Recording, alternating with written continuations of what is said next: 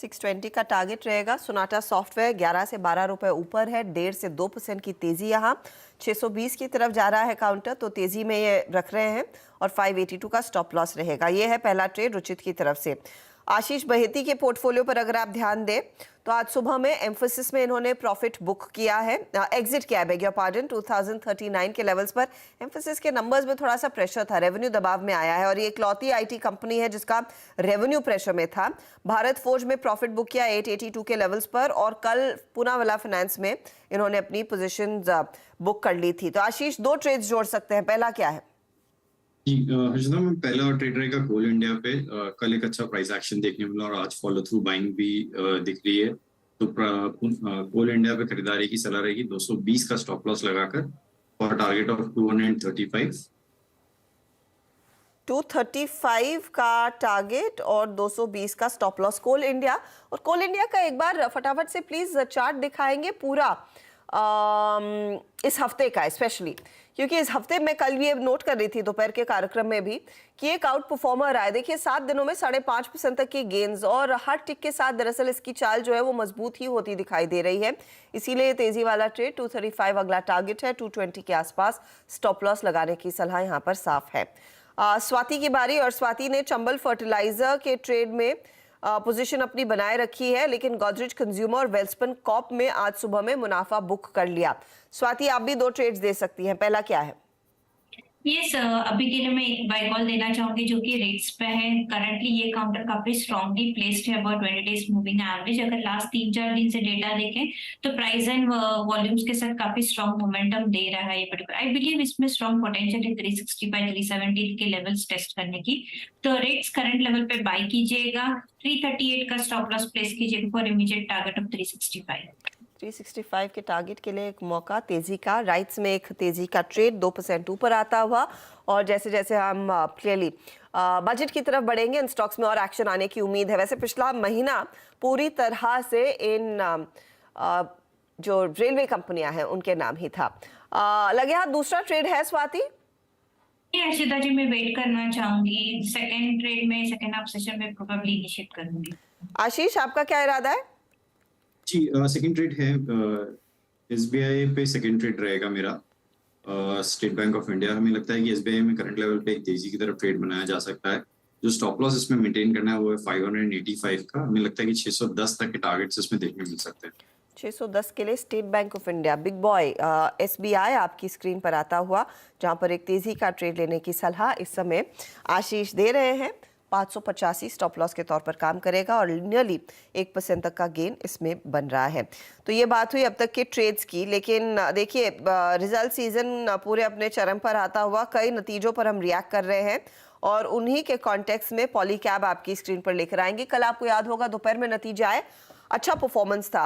आय में करीब 10% का इजाफा, मुनाफा 46% बढ़ता हुआ, एबिटा में 39% तक की ग्रोथ देखने को मिली और मार्जिन्स अनुमान से बेहतर 13.5% पर आए।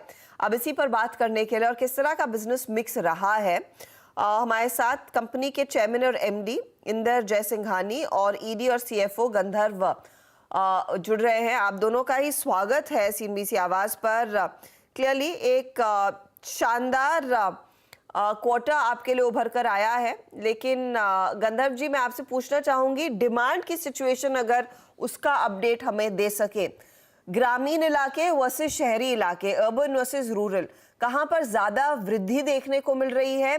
और हाउसिंग एक्टिविटी में तो पिकअप देखने को मिला है, लेकिन क्या ये अक्रॉस मार्केट्स है या फिर किसी एक मार्केट में ज्यादा है?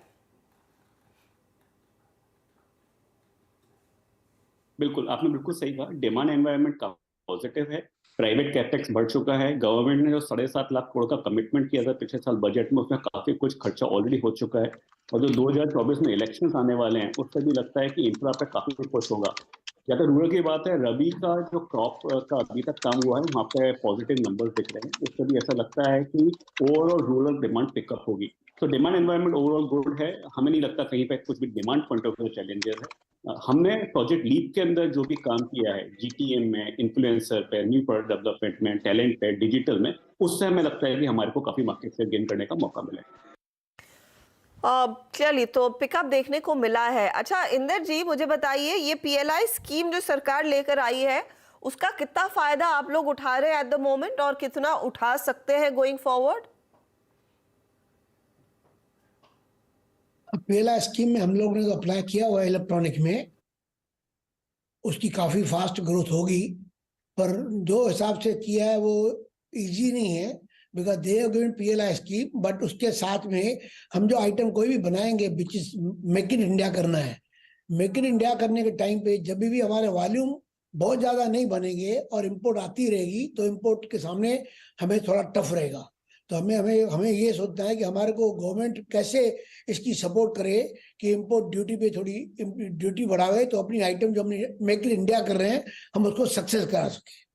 बाकी अभी जो चीज लगती है, हम लोग जैसे आदमी जो इंटरेस्ट ले रहे हैं कि बैकवर्ड इंटीग्रेशन में जो इम्पोर्ट की आइटम को इंडिया में बनावे, वो हमारा पूरा स्कोप चालू है और हम चिप पैकेजिंग पे अच्छा काम करें इलेक्ट्रॉनिक पे, और आते हुए टाइम पे within 2 years our plant will be ready और हम तो पीएलआई स्कीम में will be going to success. Okay, तो PLI scheme is going to be a success और chip plant will be ready in 2 years, तो वहां से आपकी सप्लाई भी आना शुरू हो जाएगी।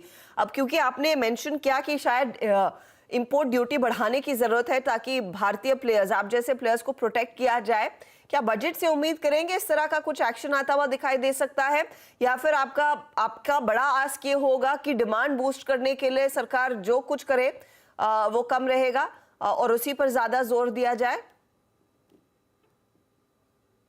नहीं, ग्रोथ के हिसाब से तो गवर्नमेंट जो भी इंफ्रा पे खर्चा करेगी और इंफ्रा के लिए जितनी स्कीम देगी वो बहुत जरूरी भी है, और अपने इंडिया के लिए आज इंफ्रास्ट्रक्चर होना बहुत जरूरी है, क्योंकि जो हिसाब से अभी हमारे पीएम के फॉरेन घूमने के हिसाब से जो हमें रिस्पेक्ट मिली है, वो हिसाब से काफी लोग चाहते हैं कि इंडिया में इंडस्ट्री लगे, इंडिया से परचेज करें, तो स्कोप तो जबरदस्त है, पर उनको इंफ्रा बहुत जबरदस्त बनाना पड़ेगा जिसमें बाकी चीजों की तकलीफ नहीं होनी चाहिए।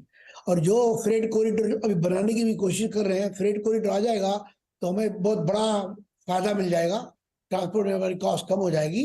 और दूसरा हम इनको सोचना चाहिए कि जो अभी जो एक्सपोर्ट जो हिसाब से हो रहा है, तो हमारे हम जो भी मैन्युफैक्चरर है उनको एक्सपोर्ट के बेनिफिट मिलने चाहिए।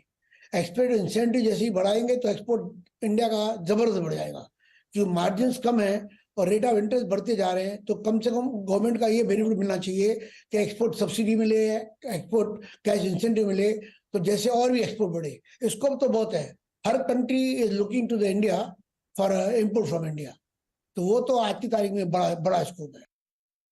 हिट में भारत का दबदबा कैसे और मजबूत हो, उसको लेकर भी सरकार अगर बड़े कदम उठा देती है तो शायद इनके हाथ बड़ा फायदा लगता हुआ दिखाई देगा। अच्छा, कमिंग बैक टू Q3 गंधर्व, थोड़ा सा क्योंकि सर ने बात की कि क्या सरकार की कर सकती है, इसीलिए मैंने बजट पर भी लगे हाथ सवाल पूछ लिया।